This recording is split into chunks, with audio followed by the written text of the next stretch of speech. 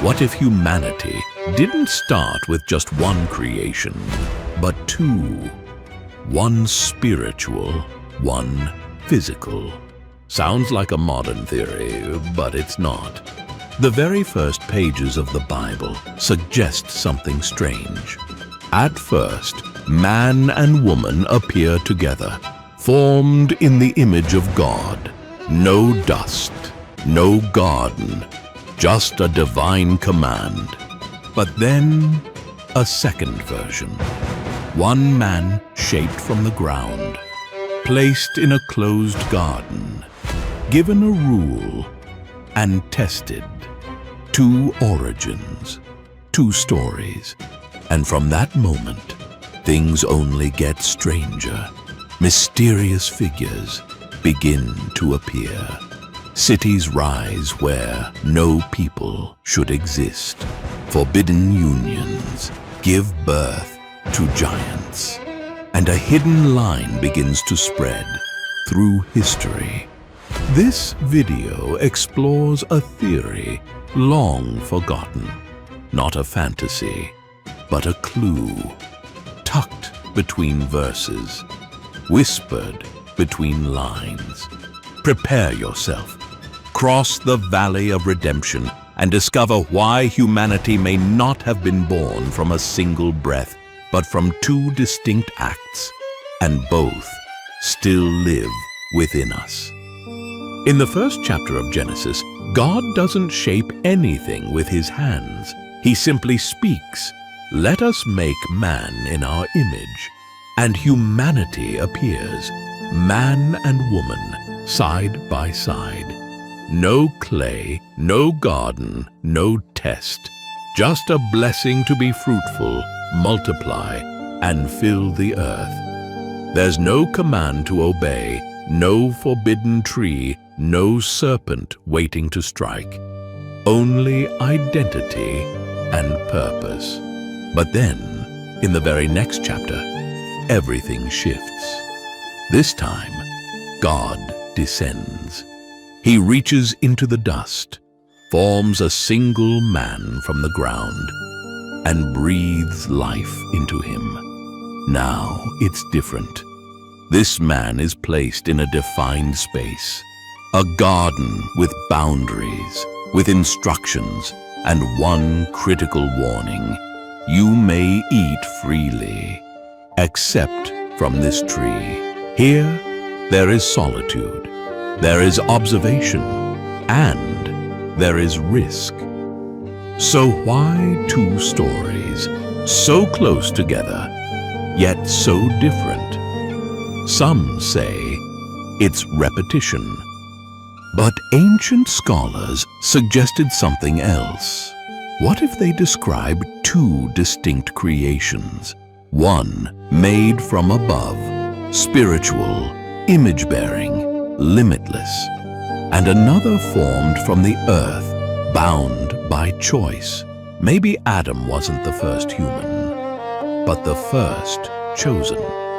The first sent with a mission, placed under instruction, marked by freedom and responsibility. And maybe that's why we feel divided, pulled between who we are and who we're meant to become. Genesis might be telling us more than we ever realized, and that split might still be alive inside us today. This time, God doesn't just speak. He moves. He descends, reaches into the ground, and shapes a man from dust. Then, he breathes life into him. Now this human has form, limits, flesh, but he isn't given the whole world. He's placed in a garden, a closed space, and receives a command. You may eat from any tree, except one. Here, rules begin, and so does risk. Adam isn't a symbol. He's alone, formed from soil, placed with intention. He breathes the breath of God, but stands on fragile ground. Even surrounded by beauty, something is missing. So God moves again. He causes Adam to sleep, takes something from his side, and forms the woman. She isn't made from the earth. She's made from him. Not a separate creation, but a continuation. Now, there is companionship, but with it comes danger. Because love brings vulnerability. It means sharing breath, sharing destiny. God blesses them, but doesn't control them. They are free, free to nurture and free to fall. This chapter reveals who we are. Dust filled with spirit, heaven in our lungs, and temptation waiting at the door. The clay is alive, but that life will be tested.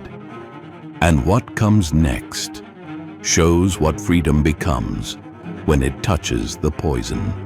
The man who once breathed life now sheds blood. And that blood didn't come from war. It came from a brother. Cain killed Abel, and for the first time, the earth drank human blood. They weren't born in Eden. They came from consequence. Yet even outside the garden, both brought offerings to God. Cain offered crops. Abel brought the finest of his flock. God accepted Abel and rejected Cain. And something shifted deep inside. Cain felt anger, jealousy, and a voice whispered within, "Why him and not me?" Then, alone in the field, the first murder in history took place. God asked, "Where is your brother?" Cain answered, "Am I my brother's keeper?" But God already knew. His blood cries out from the ground. And for the first time, the soil demanded justice. God didn't strike Cain down. He marked him and sent him away. But the mark wasn't only punishment. It was protection. A way of saying, "He's still mine." Cain became the first exile. But he didn't disappear. He built cities, raised children, forged tools. Civilization was born through a broken man and a God who refused to walk away. But one question lingers. Cain feared being killed by others. Others? Who? If only Adam, Eve, and Cain existed, then who else was out there? Maybe he wasn't alone. Maybe others had already been made. Another humanity, created before or alongside. The Bible doesn't explain, but it doesn't deny either. And in that silence, the mystery begins. Perhaps Cain didn't just walk away from Eden. Perhaps he crossed a boundary between the world of clay and the world of spirit. Over time, humanity spread. On one side were the children of Seth, quiet, set apart, faithful. On the other, the descendants of Cain, builders of cities full of ambition and power. For a while, each walked their own path. But then, something happened. Something that changed everything. The Bible says, "The sons of God saw that the daughters of men were fair, and they took them as wives." Simple? Not quite. Who were these sons of God? Angels? Spirits? Men from a first creation? The answer has never been clear. And perhaps it was never meant to be. Because the question isn't who they were, but what came from that union. The Nephilim, giants, warriors, beings that didn't quite fit, not fully of heaven, not merely of earth. They were a sign that creation had slipped out of balance. The earth, once meant to be cultivated, was now dominated. Wickedness grew. Violence became the rule, and God felt grief. For the first time, the Bible says that God regretted making mankind, not because he made a mistake, but because what was made to reflect light had chosen darkness. Yet even then, God set one family apart. He prepared an ark. He offered another chance. Still, the question remains, what truly corrupted humanity? Was it disobedience or something deeper? Perhaps that forbidden mixture left a mark, and perhaps that mark is still with us, because the past didn't die. It crawled into the present, and even now, the world lives with the echo of a mistake that should never have been made. The world had begun again, but so had pride. The descendants of Noah spread across the earth. Yet unity gave rise to something else: ambition. In the land of Shinar, they began building a tower, not for shelter, not for worship, but to rise, to climb, to reach the heavens by force. Brick by brick, the structure grew, and so did their ego. It wasn't architecture, it was rebellion, a message etched in stone. We no longer need God, but heaven was watching. And then God descended. He didn't bring fire nor flood. He broke their language, and what was once one voice became many. They could no longer build, no longer understand. The tower, left unfinished, remained behind, a monument to confusion, a name that still echoes: Babel. Yet some ancient voices whisper something deeper. What if the tower wasn't only about pride? What if it was a summons, a way to reopen a connection, not to heaven, but to the fallen? A spiritual gate, not to God, but to the abyss. Perhaps that's why God acted so swiftly, because if the tower had been completed, it wouldn't have been man who ascended, but darkness returning to the world once more. After the fall of Babel, people scattered across the earth. New tongues, new lands, new paths. But something else shifted.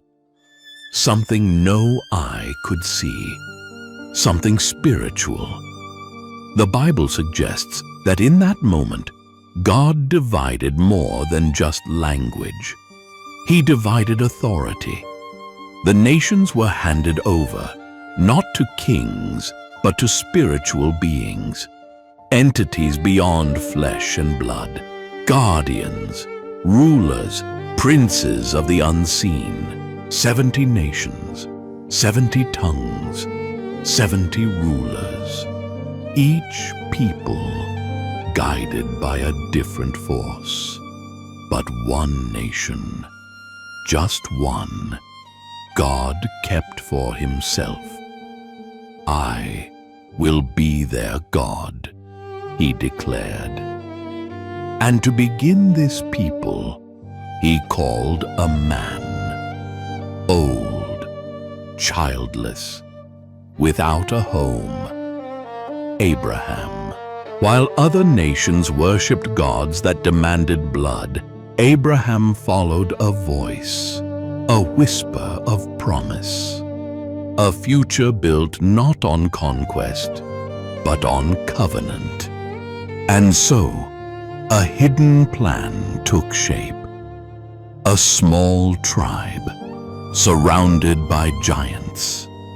A single altar, raised in the shadow of 1,000 idols.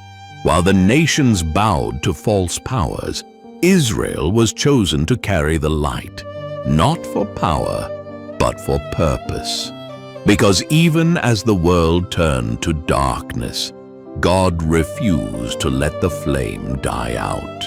Empires rise and fall, kings come and go.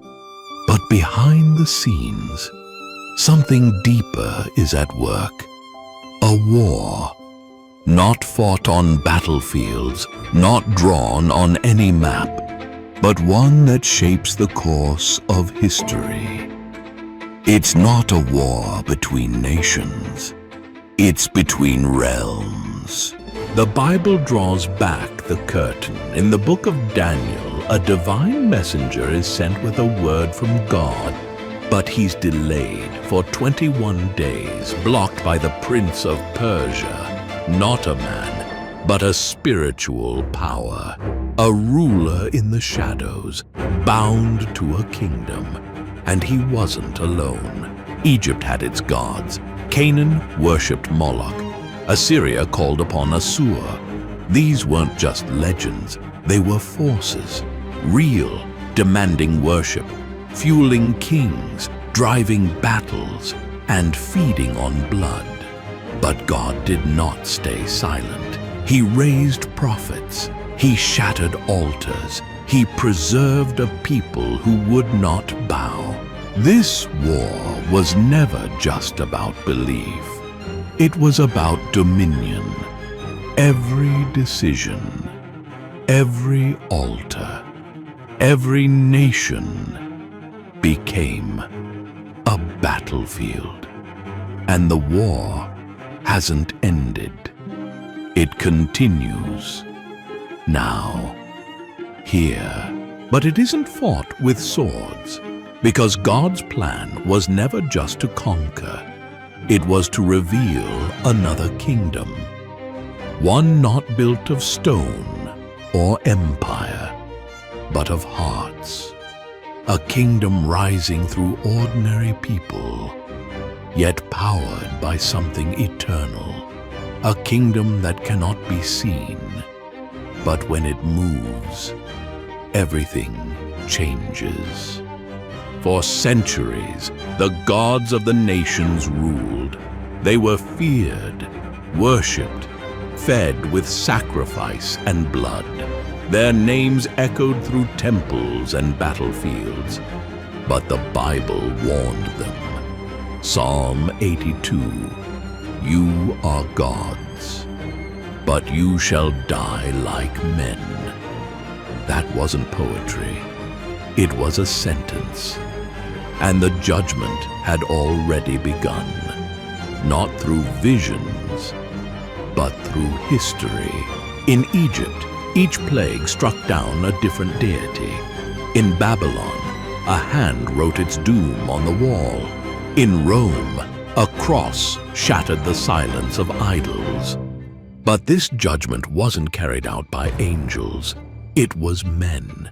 Moses defied the magicians. Elijah stood alone against Baal. The apostles walked into cities full of spirits and drove them out. Every heart that turned to the light, every altar that crumbled, every chain that broke. It was another blow against the kingdom of darkness. These false gods, these fallen Elohim, lost ground, but they didn't disappear. They're still standing, for now. But the one who made them is coming. And he's not coming to argue. He's coming to end it.